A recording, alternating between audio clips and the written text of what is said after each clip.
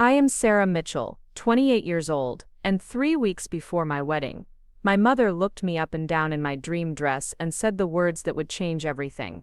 Sarah, that dress is absolutely inappropriate.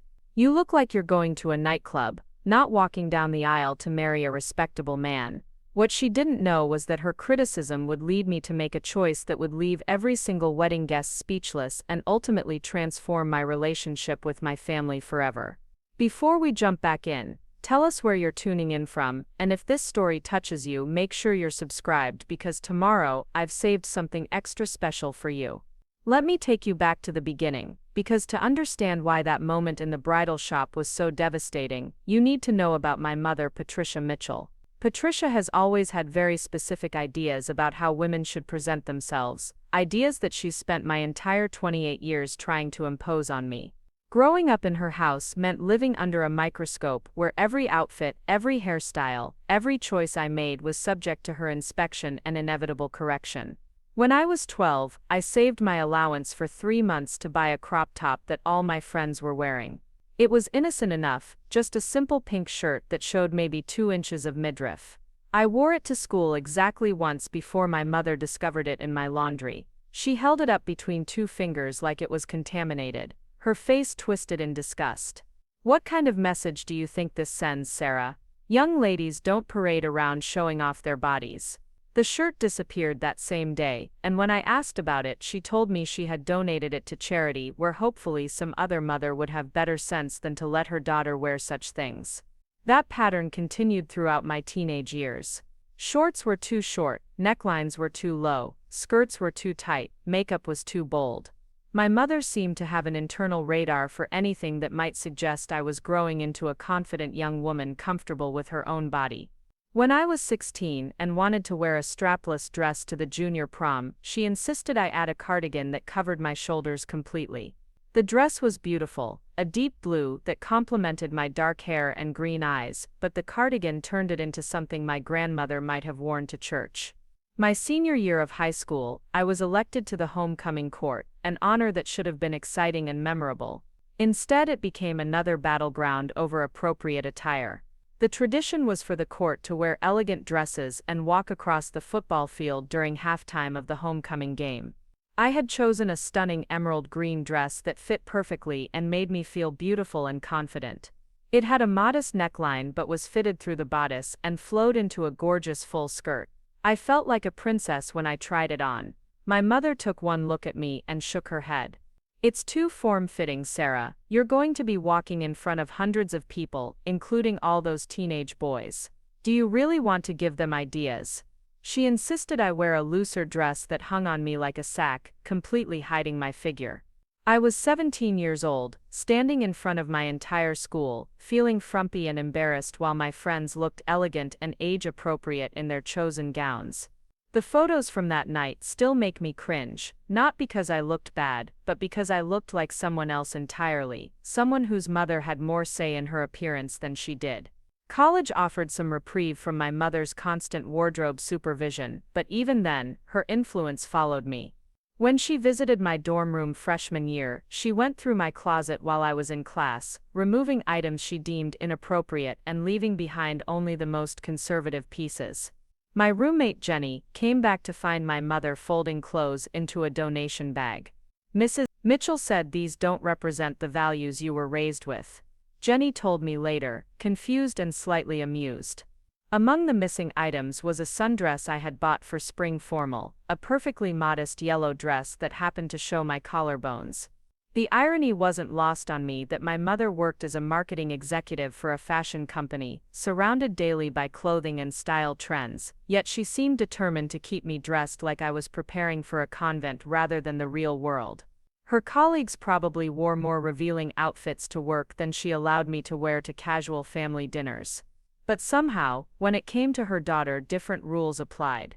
I was supposed to be the picture of conservative femininity, a reflection of her parenting success rather than an individual with my own sense of style. During my college years, I began to develop my own fashion sense, carefully choosing pieces that made me feel confident while still conservative enough to avoid major confrontations with my mother during visits home. I learned to keep two wardrobes, essentially the clothes I actually wanted to wear for my life at school and work, and the clothes that would pass my mother's inspection during family gatherings. It was exhausting, maintaining this double life where I constantly edited myself to avoid her criticism. After graduation, I landed a job at a prestigious marketing firm in downtown Denver, finally establishing some independence from my family's expectations. My apartment was my own space, decorated according to my taste, filled with clothes that reflected my personality rather than my mother's approval. For the first time in my life, I could wear what made me feel confident without worrying about judgment or disapproval.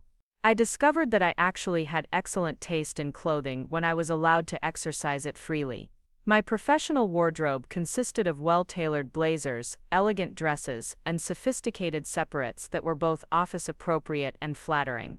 I learned to appreciate quality fabrics and classic cuts that enhanced rather than hid my figure. Colleagues complimented my style, and I felt finally like I was presenting the real me to the world. The confidence that came with dressing authentically spilled over into other areas of my life, making me more assertive in meetings, more willing to speak up with ideas, more comfortable in my own skin. It was at a company networking event that I met David Chen, a software engineer who worked for one of our client companies. David was everything I had hoped to find in a partner: intelligent, funny, ambitious, and refreshingly unconcerned with superficial things like clothing or appearance. He was attracted to my confidence and personality rather than fixated on how I looked or dressed. When we started dating, he never once commented on my outfits except to tell me I looked beautiful, and he genuinely seemed to mean it regardless of whether I was wearing jeans and a t-shirt or a cocktail dress. David came from a family that celebrated individual expression and personal choice. His parents, both professors at the University of Colorado, had raised him and his siblings to value authenticity over conformity. When I met them for the first time, his mother was wearing a flowing bohemian dress with bold jewelry, and she complimented my outfit, a sleek black dress that my own mother would have deemed too fitted. The contrast between our families was stark and enlightening. Here were people who saw clothing as a form of self-expression rather than a moral statement. Our relationship progressed naturally over 2 years, built on mutual respect, shared interests, and genuine affection. David proposed on a hiking trip in the Rocky Mountains, a perfect moment that felt completely authentic to who we were as a couple. The ring was beautiful but understated, reflecting his knowledge that I preferred classic elegance over ostentatious displays. We were both excited to plan a wedding that would reflect our values and style rather than meeting anyone else's expectations. When we announced our engagement to my family, my mother's first question wasn't about my happiness or our plans for the future. It was about the wedding dress. "I hope you're planning to choose something appropriate, Sarah. Your wedding day sets the tone for your entire marriage, and you want to show proper respect for the institution and for David's family." Even in that moment of joy, she was already positioning herself as the arbiter of what was suitable for my own wedding. David and I had discussed having a relatively small ceremony, maybe 75 guests, with a focus on celebrating our commitment rather than putting on an elaborate show. We wanted the day to feel personal and meaningful, not like a performance for extended family and acquaintances. My mother, however, had different ideas. She immediately began discussing venues that could accommodate twice as many people, catering options that would make the right impression, and photographers whose style aligned with what she considered sophisticated. The dress shopping began innocently enough. My mother insisted on accompanying me, along with my maid of honor, my best friend Lisa from college. Lisa understood my relationship with my mother and had witnessed some of the wardrobe battles over the years, so she came prepared to be a supportive buffer between my mother's opinions and my own preferences.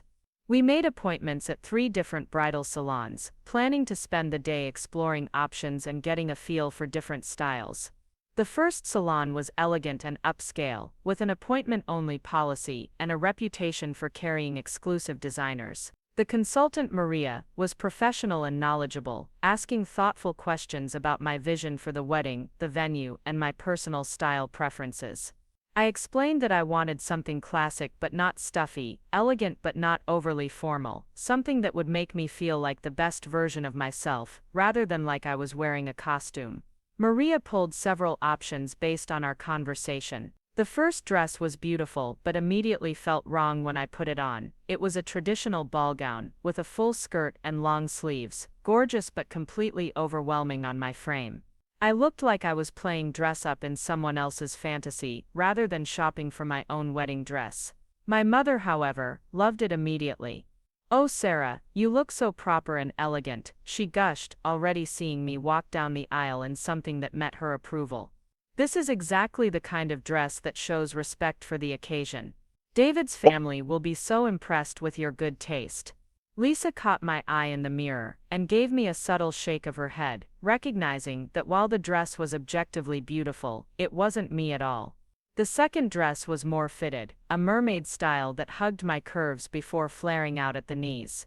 It was stunning and made me feel glamorous, but I could see my mother's expression tightening as I emerged from the dressing room. "It's very fitted," she said carefully, her tone carrying that familiar note of disapproval. "Are you sure you want something so form-fitting for a church ceremony? It might be distracting from the sacred nature of the occasion." I looked at myself in the three-way mirror, trying to see what my mother saw versus what I actually saw. The dress was fitted, yes, but it wasn't inappropriate or revealing. It had a modest neckline and covered my arms with delicate lace sleeves. It was sophisticated and elegant, and more importantly, it made me feel beautiful and confident.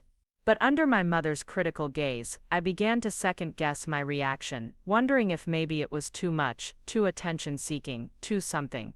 The third dress Maria brought was a compromise, fitted through the bodice, but with a fuller skirt, classic details, but with modern touches. It was lovely, and both Lisa and my mother approved, but something about the whole experience was leaving me feeling deflated. I wasn't sure if I was choosing a dress I loved, or a dress that would avoid conflict.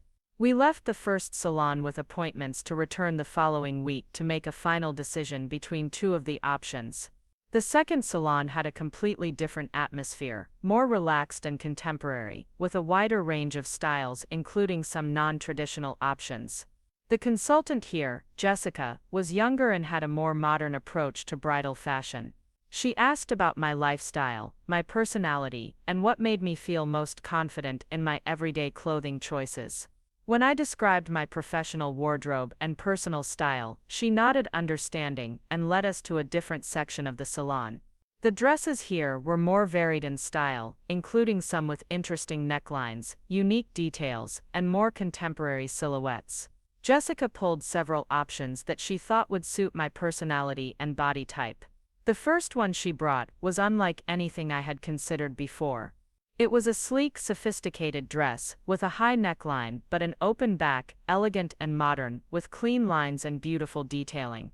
When I put it on, I felt like myself but elevated, like the person I was becoming, rather than the person I had always been told I should be. Lisa's face lit up when I emerged from the dressing room. "Sarah, you look incredible, that dress is so you." I turned to look at my mother, hoping to see approval or at least acceptance, but her expression was troubled. She was studying the dress with the kind of scrutiny she usually reserved for particularly questionable wardrobe choices. "The back is very open," she said finally. "I'm not sure about having so much skin showing in a church setting. It's quite modern, isn't it?" The way she said modern made it clear that this wasn't a compliment. I looked at myself again in the mirror, trying to see the dress through her eyes versus my own. The back was open, but it wasn't scandalous or inappropriate. It was sophisticated and elegant, the kind of detail that elevated a classic silhouette into something special. Jessica, sensing the tension, brought out another option. This dress had a similar modern elegance, but with a different kind of detail, an illusion neckline, with delicate beading, and a fitted silhouette that flowed into a simple but elegant skirt. It was sophisticated and beautiful, and when I put it on, I felt that same sense of recognition, like this was how I was supposed to look on my wedding day. But again my mother's reaction was lukewarm. "It's quite fitted," she observed, the same criticism she had leveled at the mermaid dress from the first salon. "And that neckline, while it's technically covered, is quite suggestive, don't you think? I worry about what kind of message these modern styles send." We left the second salon without making any decisions, but I found myself thinking about those two dresses for the rest of the week. There was something about them that felt right in a way that the more traditional options hadn't. They reflected who I was, rather than who someone else thought I should be. Preparing and narrating this story took us a lot of time, so if you are enjoying it, subscribe to our channel. It means a lot to us. Now back to the story. They were sophisticated and elegant, but also contemporary and confident.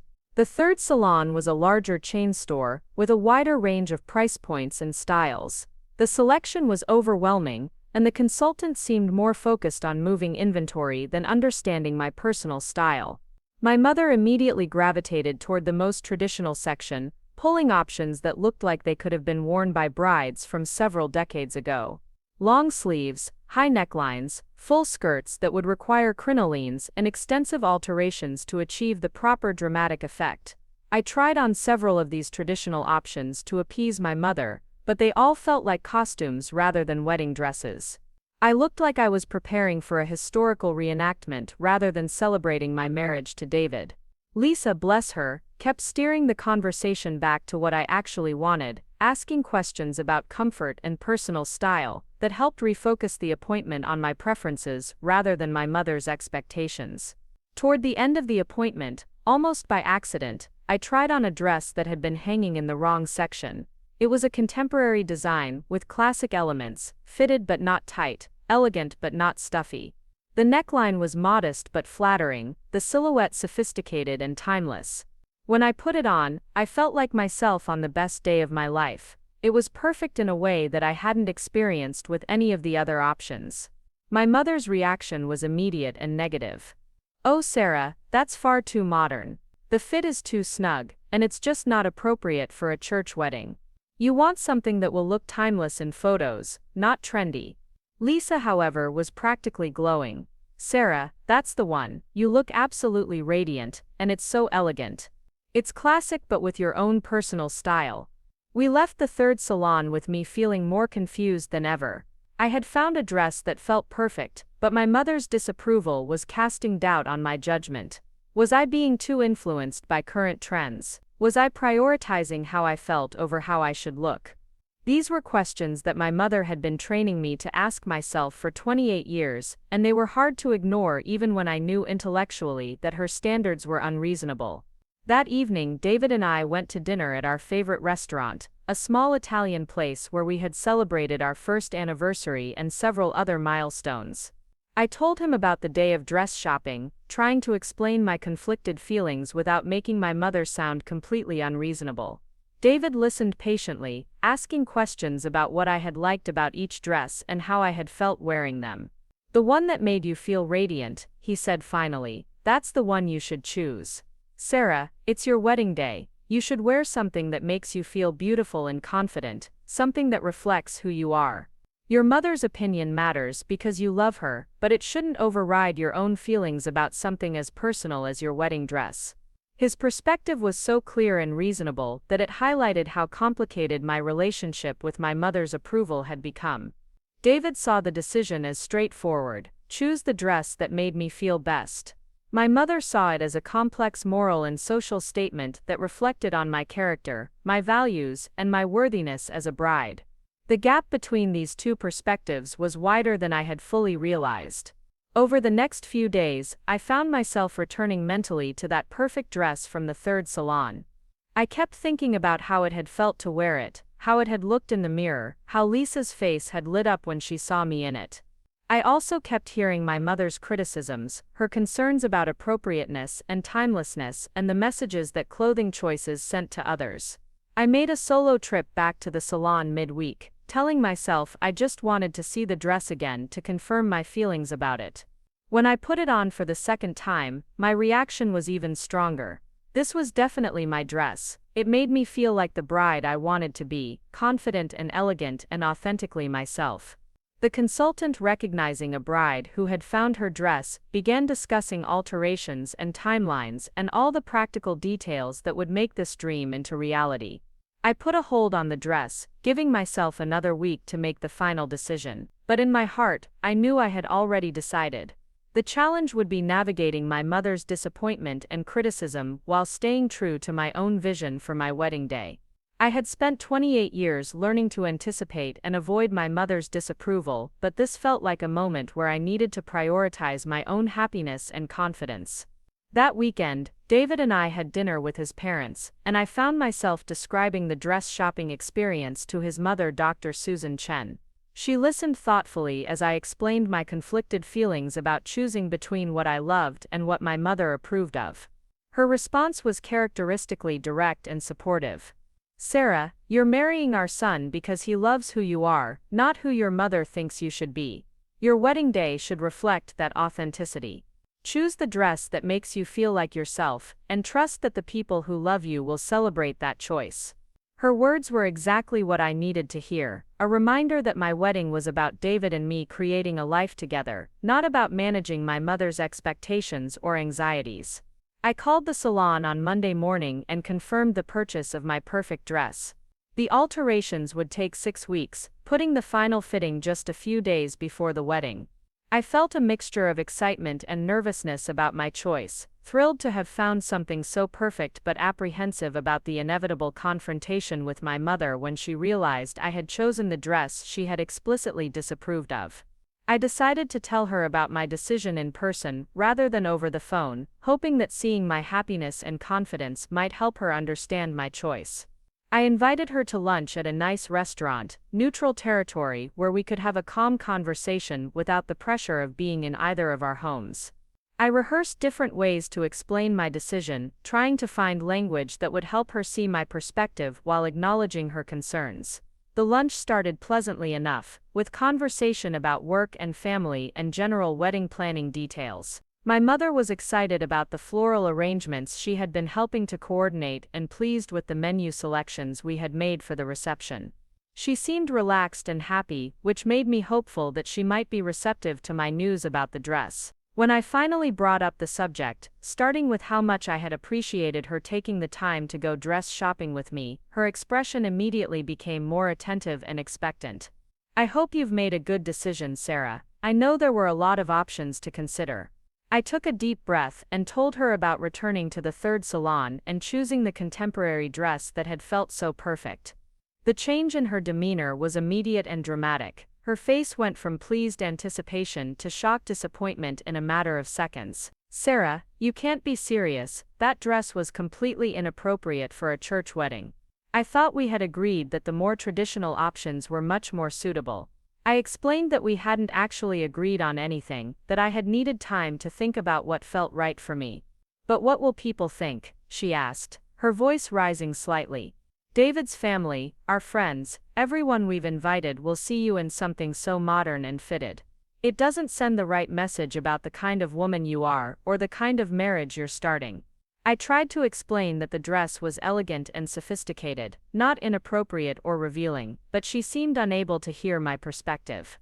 The conversation continued for another 30 minutes, going in circles as I tried to help her understand my choice, and she tried to convince me to reconsider. Finally, I realized that we were approaching this from completely different frameworks. For me, the dress was about feeling beautiful and confident on my wedding day. For her, it was about projecting a specific image to others and conforming to her understanding of appropriate bridal behavior. "Mom," I said finally, "I understand that you have concerns, but this is my wedding day and my dress. I've chosen something that makes me feel beautiful and confident, something that reflects who I am. I hope you can support that choice." Her response was a resigned sigh and a comment about hoping I wouldn't regret being so stubborn about something so important. We left the restaurant with a strained politeness between us, both of us disappointed in the other's reaction. I had hoped for understanding if not enthusiasm, and she had expected me to prioritize her approval over my own preferences. The tension from that lunch conversation lingered over the next few weeks as wedding preparations continued, creating an undercurrent of conflict beneath the surface excitement of planning our celebration.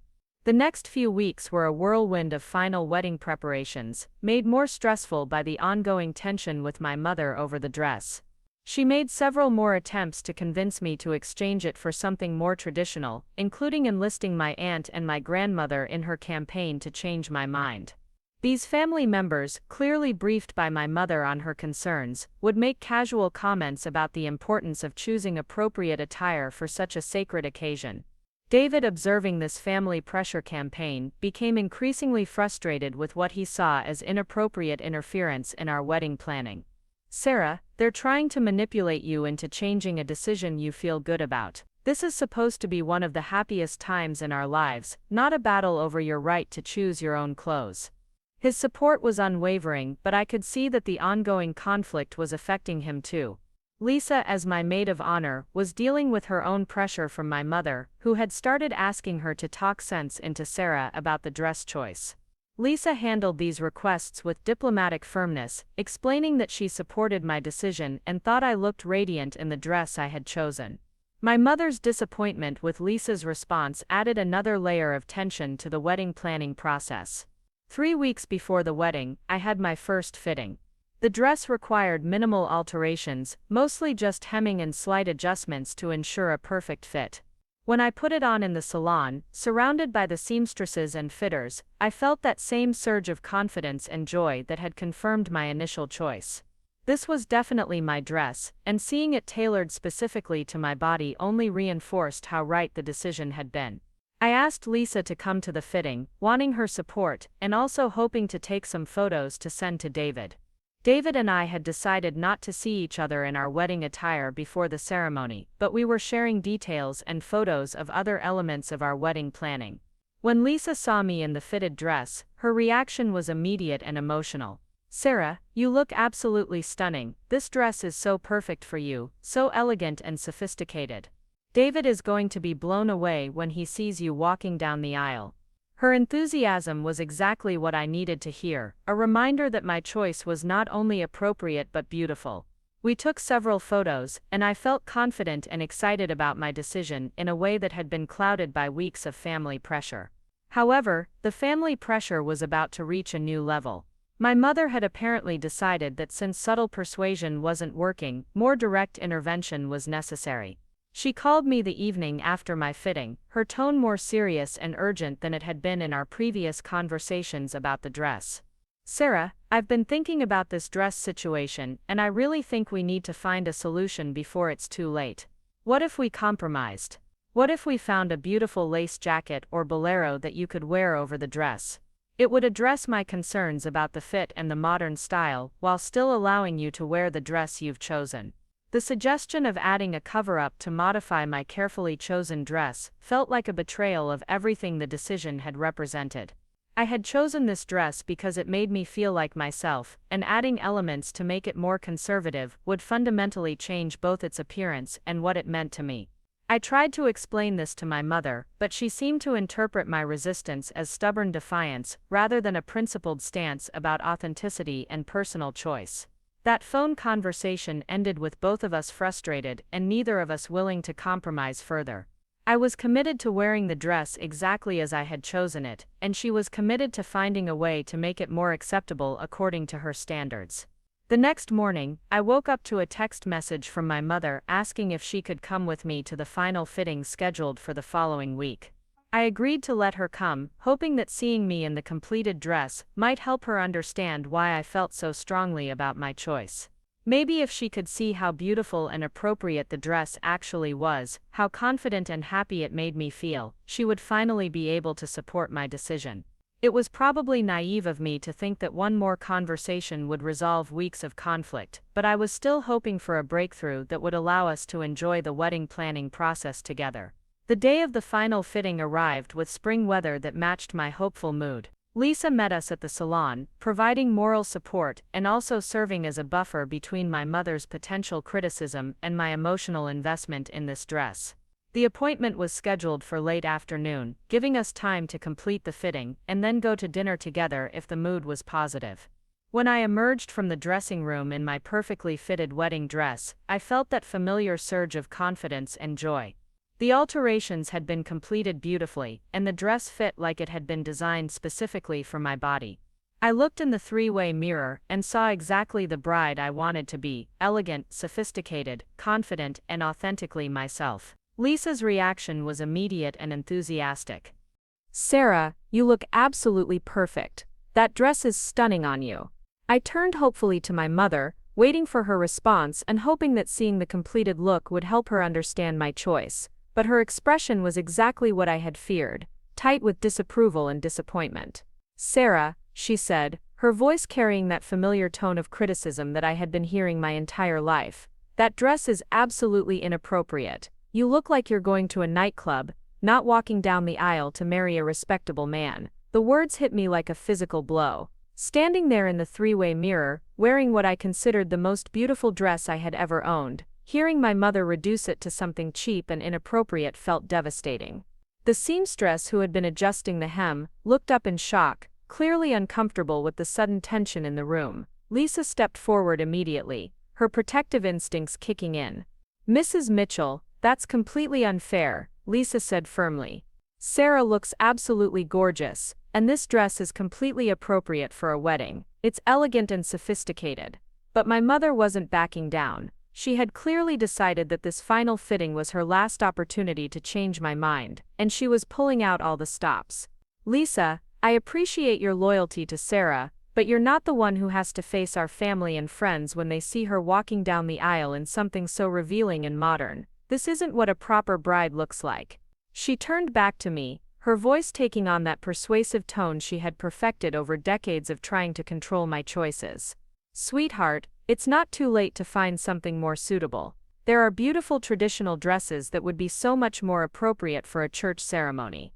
I stared at my reflection, trying to hold on to my confidence in the face of such harsh criticism. The dress was beautiful. I knew it was beautiful. It made me feel radiant and confident, exactly how a bride should feel. But my mother's words were designed to make me second-guess everything, to plant seeds of doubt about my judgment and my choices. I could feel the familiar pattern starting, the one where her disapproval slowly eroded my certainty until I found myself questioning decisions I had felt good about. "Mom," I said, my voice shaking slightly, "this dress is not inappropriate, it's elegant and classy, and it makes me feel beautiful. I don't understand why you can't see that." But even as I said the words, I could hear the defensive quality in my voice, the uncertainty creeping in despite my efforts to stay strong. My mother moved closer, adjusting her approach. "Sarah, I love you and I want what's best for you. I want your wedding day to be perfect, and I want you to look back on your photos with pride, not regret. This dress is so fitted, so modern. What will David's grandmother think? What will our pastor say? These are people whose opinions matter, whose respect you want to maintain." The mention of David's grandmother was particularly calculated. Mrs. Chen was a traditional woman who had immigrated from Taiwan decades ago and still held conservative values about many things. She had always been kind to me, but I knew she came from a generation and culture where modesty was highly valued. My mother was deliberately invoking the one person whose potential disapproval might actually influence my decision. "David's grandmother has always been lovely to me," I said, but I could hear the doubt in my own voice. "And David loves this dress. He's seen photos, and he thinks it's perfect." This wasn't entirely true. David had seen photos of me in the dress, but we had agreed not to share too many details about our wedding attire to preserve some surprises for the actual day. Men don't always understand these things. My mother continued, pressing her advantage. "David loves you, so he's going to think you look beautiful in anything. But that doesn't mean he won't be embarrassed when he sees how people react to such a provocative choice. You don't want to put him in the position of having to defend your appearance on your wedding day." The seamstress cleared her throat diplomatically. "Perhaps I should give you some privacy to discuss this." She gathered her pins and measuring tape, clearly wanting to escape the family drama unfolding in her fitting room. Lisa nodded gratefully, and we were left alone to continue what was quickly becoming a full-scale confrontation. With the seamstress gone, my mother's criticism became even more direct. "Sarah, I have been patient with your choices throughout this wedding planning process. I haven't said anything about the venue being too casual or the menu being too trendy. I haven't complained about the music selection or the photography style, even though they're not what I would have chosen. But this dress crosses a line. It's too much, and I cannot support you making such a poor decision." Her litany of previously unvoiced criticisms hit me like a series of slaps. She had been silently disapproving of multiple aspects of our wedding planning, storing up her objections for maximum impact. The venue David and I had chosen was a beautiful historic mansion with gardens, elegant but not stuffy. The menu featured contemporary American cuisine rather than the traditional country club fare she preferred. The photographer specialized in natural, candid shots rather than formal portraits. None of these choices had seemed controversial when we made them, but apparently they had all been adding to her sense that our wedding was departing too far from her vision of what was proper and appropriate. "So you've been disapproving of our entire wedding?" I asked, hurt replacing defensive anger. "Why didn't you say anything before now?" The dress had become a symbol of everything she found objectionable about our choices, the final straw that pushed her to voice all her accumulated disappointment. "I was trying to be supportive," she said, her tone suggesting that her restraint had been a significant sacrifice. "I was hoping that if I picked my battles carefully, you would come to your senses about the most important things. But this dress makes it clear that you're determined to have a wedding that reflects your generation's values rather than the timeless traditions that have guided proper weddings for decades." Lisa, who had been listening to this exchange with growing frustration, finally reached her limit. "Mrs. Mitchell, with all due respect, this is Sarah and David's wedding, not yours. They should be able to make choices that reflect their personalities and their relationship. Sarah looks absolutely stunning in this dress, and anyone who loves her should be able to see that." My mother turned her attention to Lisa with the kind of icy politeness she reserved for people who challenged her authority. "Lisa, I understand that you want to support your friend, but you're young and you don't understand the implications of these choices. A wedding isn't just about the couple, it's about families, traditions, and the community that will be witnessing and celebrating this union. Sarah's choices reflect on all of us. The weight of representing not just myself, but my entire family in my clothing choices, was something I had been carrying my whole life. Every outfit was scrutinized, not just for how it looked on me, but for what it said about my mother's parenting, our family's values, and our social standing. The wedding dress had become the ultimate test of whether I could break free from that burden, or if I would continue to dress for other people's comfort rather than my own confidence. I looked at myself again in the mirror, trying to see the dress through fresh eyes. It was fitted, yes, but not tight. It was modern, but classically elegant. The neckline was modest, the length appropriate, the overall effect sophisticated and beautiful. I could not honestly see anything inappropriate or scandalous about it. But my mother's criticism was so specific and so confident that I found myself wondering if I was missing something obvious.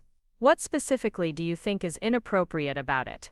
I asked, genuinely trying to understand her perspective. "The neckline is modest, it's not too short, it's not transparent or low cut. What exactly makes it inappropriate for a church wedding?" My mother gestured at my reflection as if the problems were obvious. "It's the way it fits, Sarah. It's too form-fitting, too modern. It shows your figure too clearly. A wedding dress should be elegant and modest, not designed to show off your body. You want people to focus on the ceremony and the commitment you're making, not on how you look physically." Her words revealed the fundamental disagreement between us about what a wedding dress should accomplish. For me, the dress should make the bride feel beautiful, confident, and authentically herself.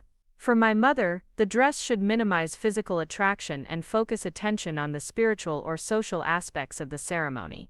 These were incompatible philosophies, and no amount of discussion was going to bridge that gap. "I think we're going to have to agree to disagree about this," I said finally, trying to find a way to end the confrontation without completely damaging our relationship. "I understand your concerns, but I feel beautiful and appropriate in this dress. I'm going to wear it for my wedding." My mother's expression hardened. "Sarah, if you insist on wearing that dress, you're going to regret it. People will be talking about your poor judgment instead of celebrating your marriage. David's family will be embarrassed. Our family will be embarrassed, and you'll have to live with photos that you'll cringe at for the rest of your life." The conversation had reached an impasse. My mother was not going to approve of my choice, and I was not going to change my mind to accommodate her objections. We left the salon in strained silence, with plans for Lisa to pick up the dress the following week when the final alterations were completed. The drive home was tense, with my mother making occasional comments about hoping I would reconsider, and me responding with increasingly clipped reassurances that I was confident in my decision. That evening, I called David to tell him about the confrontation. He listened patiently as I recounted the entire scene, from my mother's harsh criticism to her threats about family embarrassment and social consequences. When I finished, There was a long pause before he responded. Sarah, I'm sorry you had to deal with that. Your mother was completely out of line. You looked radiant in that dress in the photos Lisa sent me, and I know you're going to look absolutely perfect on our wedding day. Don't let her criticism shake your confidence in a choice that you felt so good about. His support was exactly what I needed to hear, but I could also detect a note of frustration in his voice that went beyond this particular incident. The ongoing tension with my mother was affecting our wedding planning experience, and David was becoming increasingly impatient with what he saw as her inappropriate interference in our decisions. I just wish she could be happy for me, I said, voicing the hurt that was underlying all my frustration. I wish she could see that I'm making choices that feel right for David and me, and support that even if it's not what she would choose herself. Your mother has a very specific idea of how things should be done, David observed carefully. And when reality doesn't match that vision, she has a hard time accepting it. But Sarah, you can't live your life according to her vision. You have to make choices that feel authentic to who you are, especially for something as important as our wedding. Over the next week, my mother made several more attempts to change my mind about the dress. She sent me articles about wedding dress etiquette, photos of what she considered more appropriate styles, and even contacted the salon to ask about their return policy. Each attempt felt like another assault on my autonomy and my judgment, making me more determined to stick with my original choice. Lisa picked up the dress as planned, and we arranged for her to bring it to my apartment the morning of the wedding. David and I had decided to get ready separately and meet at the church, following the traditional pattern of not seeing each other before the ceremony. My mother would be coming to my apartment to help me get ready, along with Lisa and David's sister Anna, who was also in the wedding party. The week before the wedding was a blur of final preparations and last-minute details. David and I met with the pastor for our final counseling session, confirmed details with the caterer and photographer, and picked up our marriage license. Through all of these practical preparations, the tension about the dress continued to simmer beneath the surface, casting a shadow over what should have been an exciting and joyful time. 2 days before the wedding, my mother made one final attempt to change my mind. She called me in the evening, her voice taking on the emotional pleading tone that she used when her other tactics weren't working. Sarah, I've been thinking about our conversation at the dress fitting, and I realize I may have been too harsh in how I expressed my concerns. I love you, and I want your wedding day to be perfect for you. I felt a flicker of hope that maybe she was finally going to accept my choice, and we could move forward without this ongoing conflict. Thank you, Mom. I appreciate that. But I still have concerns about the dress, she continued, and my heart sank. What if we found a beautiful wrap or jacket that you could wear during the ceremony and then remove for the reception? That way, you could have the dress you love but also address the appropriateness issues for the church service. The suggestion of modifying my dress with additional coverings felt like a compromise that wasn't really a compromise. It was asking me to hide the dress I had chosen, to apologize for my choice by covering it up. The wrapper jacket would fundamentally change the look I had carefully selected, turning my elegant, sophisticated dress into something more conservative and traditional. Mom, I appreciate you trying to find a middle ground, but adding a wrap would change the entire look of the dress. I chose this dress because I love exactly how it looks, and I don't want to modify it.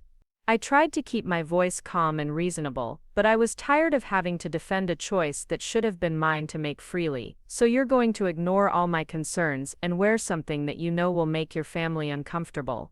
The emotional manipulation was familiar, the suggestion that my choices were inherently selfish and inconsiderate of others' feelings. I'm going to wear a dress that makes me feel beautiful and confident on my wedding day, I replied firmly. I'm sorry that you don't approve, but this is my decision to make.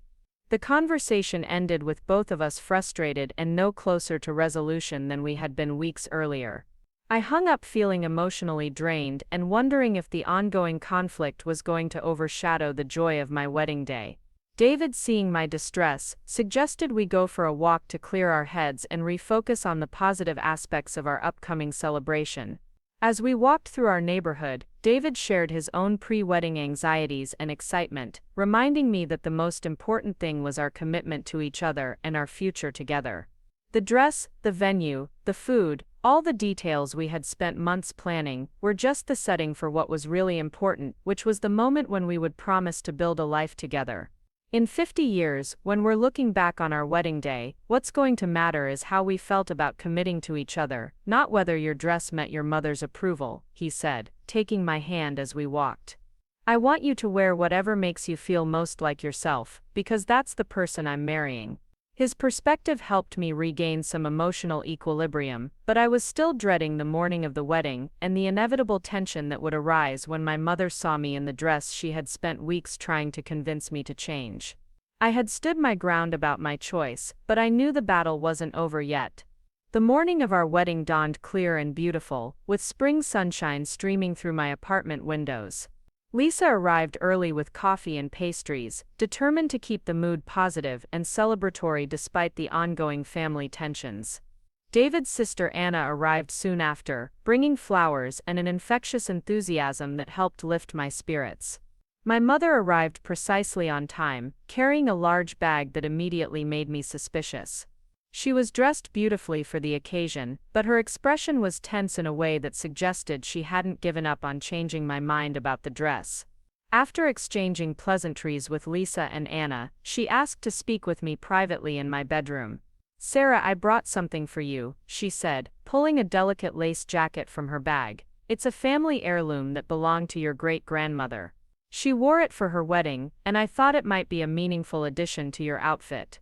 The jacket was beautiful, clearly antique and well-maintained, but it was obviously intended to cover the elements of my dress that she found objectionable. "Mom, it's lovely, but I don't want to wear a jacket with my dress. I chose the dress specifically because I love how it looks exactly as it is." I tried to be gentle but firm, hoping to avoid another confrontation on what was supposed to be the happiest day of my life. "Just try it on," she pleaded. "See how it looks. You might find that it adds a touch of tradition that enhances the overall look." I could see that refusing to even try on the jacket would escalate the situation, so I reluctantly agreed to put it on over my dress. The jacket was indeed beautiful, and clearly had sentimental value, but wearing it over my carefully chosen dress completely changed the silhouette and the overall effect. Instead of the sleek modern elegance I had fallen in love with, the combination looked fussy and overdone, like I was wearing a costume rather than a wedding dress that reflected my personal style. Lisa and Anna, who had been watching this exchange with growing concern, both immediately voiced their opinions. "Sarah, you look beautiful either way, but the dress alone is absolutely stunning," Lisa said diplomatically. Anna, who was more direct by nature, was less diplomatic. "The jacket is pretty, but it totally changes the dress. You looked perfect before." My mother's face tightened at their responses. "I think it adds elegance and tradition to a very modern look. Sarah, this is your chance to honor your family's history while still wearing the dress you chose." The manipulation was subtle but clear, framing her preference as being about family tradition rather than her personal disapproval of my original choice. I looked at myself in the mirror, wearing the combination of my chosen dress and my great-grandmother's jacket. It was pretty, but it wasn't me. It wasn't the bride I had envisioned, the confident modern woman who was excited to start a new life with David. It was a compromise that satisfied my mother's concerns, while completely negating my own preferences and vision. "I appreciate the family connection," I said carefully, "but I really prefer the dress on its own. I'm going to wear it without the jacket." I started to remove the lace overlay, but my mother's reaction was immediate and emotional. "Sarah, you're making a huge mistake. You're going to regret this choice for the rest of your life. When you see the photos, when you remember how people reacted, you're going to wish you had listened to me." Her voice was rising, and I could see that she was genuinely distressed about my decision. "I'm going to remember how beautiful and confident I felt, how much David loved seeing me in something that made me happy," I replied, trying to stay calm. "That's what's going to matter to me when I look back on this day." The confrontation was interrupted by a knock on the bedroom door. It was the photographer, arriving to capture some getting-ready shots before we left for the church. My mother quickly composed herself, not wanting to create a scene in front of someone outside the family, but the tension remained thick in the room. As the photographer worked, capturing moments of me having my hair finished and putting on my jewelry, I could see my mother in the background looking disapproving and worried. Every photo was going to capture not just my joy and excitement, but also the family conflict that had been overshadowing the entire experience. Lisa, recognizing the need to shift the mood, suggested we take some photos of all the women together, celebrating the occasion and my upcoming marriage. As we posed together, I tried to focus on the positive aspects of the day, on the love and support I was receiving from Lisa and Anna, and on the excitement of marrying David in just a few hours. But I could feel my mother's ongoing disapproval like a weight on my shoulders, and I knew that the conflict about the dress was far from over. As we prepared to leave for the church, I realized that the morning I had hoped would be full of joy and celebration had instead been marked by one final battle in a war that had been going on for weeks. The ride to the church was tense, with my mother making occasional comments about hoping everything would go smoothly and me trying to maintain my composure and excitement for the ceremony ahead. I was wearing the dress I had chosen, the dress that made me feel beautiful and confident, but the ongoing family conflict had tainted what should have been a moment of pure joy.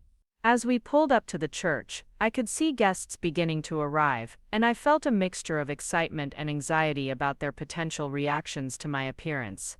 My mother's warnings about family embarrassment and social consequences echoed in my mind, even though I tried to push them away and focus on my own feelings about my choice. The next few hours would determine whether I had made a decision I could stand behind with confidence, or whether my mother's predictions about regret and embarrassment would prove accurate. Either way, there was no turning back now. I was about to walk down the aisle in the dress that had become a symbol of my struggle for autonomy and self-determination, and face whatever consequences that choice might bring. Walking into the church, I felt the weight of every single gaze that fell on me. The dress that had felt so perfect in the privacy of the fitting room now felt like armor as I navigated the sea of faces, some familiar, some belonging to David's extended family, whom I had only met a few times. My mother walked beside me, her forced smile not quite hiding the tension that radiated from her every movement.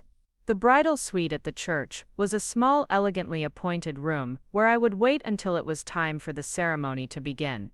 Lisa immediately began arranging my train and veil, making sure everything looked perfect for my entrance. Anna was checking her own appearance in the mirror, adjusting her bridesmaid dress and practicing her walk down the aisle. My mother stood by the window, looking out at the arriving guests with an expression I couldn't quite read. "Sarah, you look absolutely radiant," said Mrs. Henderson, the church coordinator, as she popped her head in to check on us. "That dress is stunning on you. David is going to be speechless when he sees you." Her genuine enthusiasm felt like a lifeline, a reminder that my choice wasn't universally controversial, that other people could see the elegance and beauty that I felt when I wore the dress. As more guests arrived, we could hear the gentle murmur of conversation and laughter filtering through the walls. The organist began playing soft prelude music, signaling that the ceremony would begin soon. I felt that familiar flutter of pre-wedding nerves, the excitement mixed with anxiety that every bride experiences, but underneath it was still the nagging worry about my mother's predictions of family embarrassment and social judgment. Lisa was putting the finishing touches on my makeup when there was a soft knock on the door. "Come in," I called, expecting it to be the coordinator with an update on timing. Instead, David's grandmother, Mrs. Chen, entered the room. She was elegantly dressed in a navy blue dress and jacket, her silver hair perfectly styled, and she carried herself with the dignified bearing that came from decades of navigating social situations with grace. My heart nearly stopped. This was the moment my mother had been preparing me for, the encounter with the one person whose traditional values might align with my mother's concerns about appropriateness. Mrs. Chen approached me slowly, her expression unreadable, and I felt my confidence waver for the first time all day. "Sarah, my dear," she said in her soft voice, with just a trace of her original accent, "may I see you?" I stood up, smoothing my dress nervously, acutely aware of every line and curve that the fabric followed. Mrs. Chen studied me for what felt like an eternity, her eyes taking in every detail of my appearance. Then, to my complete amazement, her face broke into the warmest smile I had ever seen from her. "You look absolutely beautiful, my dear. Elegant and sophisticated, exactly as a bride should look. David is so fortunate to be marrying such a lovely young woman." She reached out and took my hands in hers, squeezing them gently. In my culture, we believe that a wedding dress should reflect the bride's inner beauty and confidence. You have chosen well. The relief that flooded through me was so intense that I felt tears spring to my eyes. Lisa quickly stepped forward with a tissue, protecting my carefully applied makeup while I tried to compose myself. Mrs. Chen's approval meant more to me than I had realized it would, not because I needed her permission, but because her acceptance validated my belief that the dress was appropriate and beautiful. My mother, who had been watching this exchange from across the room, looked stunned. The person she had invoked as the ultimate authority on traditional values and appropriate dress had just given me exactly the endorsement she had predicted I would never receive. Mrs. Chen's reaction had undermined her entire argument about family embarrassment and social consequences. "Mrs. Chen," my mother said carefully, "don't you think the dress is rather modern for a church ceremony?" It was a last-ditch attempt to salvage her position, to find some validation for her concerns. Mrs. Chen turned to my mother with the kind of polite but firm expression that conveyed decades of experience dealing with social disagreements. "Patricia, I think Sarah has chosen a dress that is both modern and timeless, both fashionable and appropriate. She looks like a confident young woman who knows her own mind, which is exactly what I would want for my grandson's bride." The conversation was interrupted by another knock on the door. This time it was my father, looking handsome and slightly emotional in his formal attire. "Sarah, sweetheart, you look absolutely stunning," he said, his voice thick with pride and emotion. "I can't believe my little girl is getting married today." My father had largely stayed out of the dress controversy, supporting my right to make my own choices while trying not to take sides in the conflict between my mother and me. But seeing his genuine joy and pride in my appearance was another confirmation that my choice had been the right one. He wasn't seeing anything inappropriate or embarrassing, just his daughter looking beautiful on her wedding day. "Are you ready to walk down that aisle and marry the man of your dreams?" he asked, offering me his arm. I took a final look in the mirror, seeing not just my reflection but the cumulative effect of months of planning and decision-making. The dress, the hair, the makeup, the flowers, everything came together to create exactly the bride I had envisioned becoming. "I'm ready," I said, and I meant it completely. The doubt and anxiety that my mother's criticism had created over the past weeks melted away, replaced by pure excitement about marrying David and starting our life together. As we lined up for the processional, I could hear the music change to signal the beginning of the ceremony. Anna and Lisa took their places in front of me, looking beautiful in their bridesmaid dresses that perfectly complemented my gown. My father squeezed my hand reassuringly, and I felt a surge of gratitude for his steady support throughout the entire wedding planning process. The church doors opened and I could see the full congregation for the first time. Nearly 100 guests had gathered to celebrate David and me, filling the beautiful sanctuary with love and anticipation. As I began walking down the aisle, I was amazed by the reactions I saw on people's faces. Instead of the shock and disapproval my mother had predicted, I saw smiles, tears of joy, and expressions of genuine admiration. David's college friends, whom I had worried might judge my dress choice, were beaming with approval. My own extended family members, who my mother had suggested would be embarrassed by my appearance, looked proud and happy. Even the elderly church members, who I had feared might find my dress too modern, seemed delighted by the sight of a radiant bride walking toward her future. But the moment that mattered most was when I saw David's face as I came into view. His expression was one of pure love and amazement, as if he was seeing me for the first time. There was no embarrassment, no concern about what others might think, just absolute joy at seeing the woman he loved looking exactly as she had chosen to look on their wedding day. As I reached the altar and my father placed my hand in David's, I felt a profound sense of rightness about every choice I had made. The dress that had caused so much family conflict was now simply a beautiful garment that made me feel confident and radiant as I prepared to make the most important commitment of my life. The ceremony itself was everything David and I had hoped it would be. The pastor spoke about love, commitment, and the importance of supporting each other's authentic selves within marriage. The readings we had chosen resonated through the sanctuary, and when we exchanged vows that we had written ourselves, there wasn't a dry eye in the congregation. During the ring exchange, I caught sight of my mother in the front row.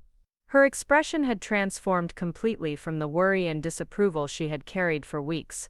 She was crying tears of joy, caught up in the beauty and emotion of the moment, and for the first time in months, she looked genuinely happy about the wedding we had planned. When the pastor pronounced us husband and wife and David lifted my veil to kiss me, the entire congregation erupted in applause and cheers. As we walked back down the aisle together, now married, I felt the overwhelming love and support of everyone who had gathered to celebrate with us. The dress that had been a source of such controversy was now simply part of the most perfect day of my life.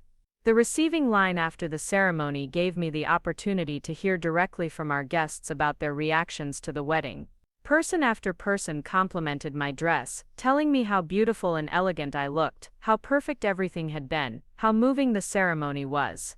David's grandmother made a point of telling several people within my mother's hearing that I was the most beautiful bride she had ever seen, and that my dress was absolutely perfect for the occasion.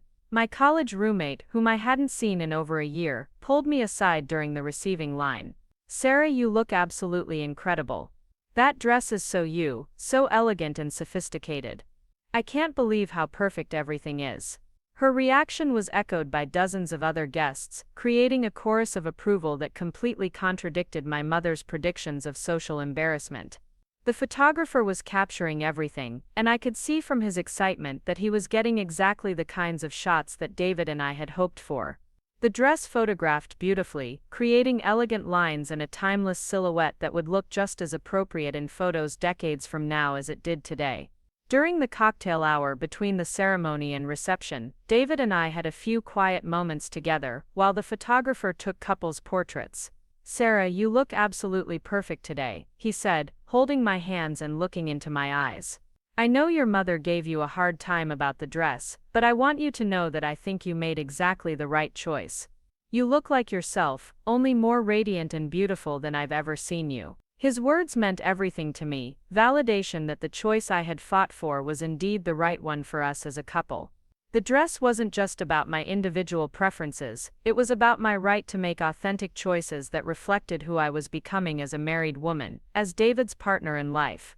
The reception was held in the garden pavilion, adjacent to the church, strung with lights and decorated with the flowers we had chosen together. As we made our entrance as husband and wife, the guests cheered and applauded, and I felt like I was floating on air. The dress moved beautifully as we walked, flowing gracefully and catching the light in exactly the way I had imagined it would. Our first dance was to a song we had chosen together, one that reflected our relationship and our hopes for the future. As David spun me around the dance floor, I caught glimpses of our guests watching with joy and approval. My mother was dancing with my father nearby, and for the first time in weeks, she looked completely relaxed and happy.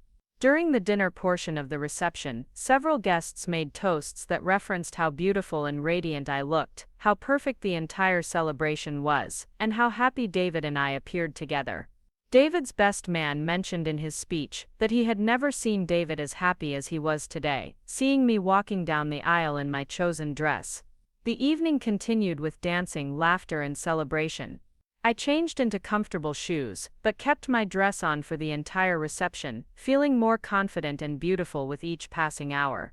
The choice that had caused so much anxiety and family conflict had resulted in exactly the wedding day experience I had hoped for, surrounded by love and looking exactly as I had dreamed of looking. Near the end of the evening, my mother approached me while I was taking a break from dancing. She looked emotional, and I braced myself for what might be another criticism or expression of lingering disappointment about my choices. "Sarah," she said quietly, "I owe you an apology. I was wrong about the dress, wrong about everything. You look absolutely beautiful today, and more importantly, you look happy and confident. That's what a mother should want for her daughter on her wedding day." Her words were completely unexpected, and I felt tears spring to my eyes for the second time that day. "Mom, thank you for saying that. It means so much to me." We hugged for the first time in weeks without any underlying tension or conflict, just genuine love and emotion. "I realize now that I was trying to control something that wasn't mine to control," she continued.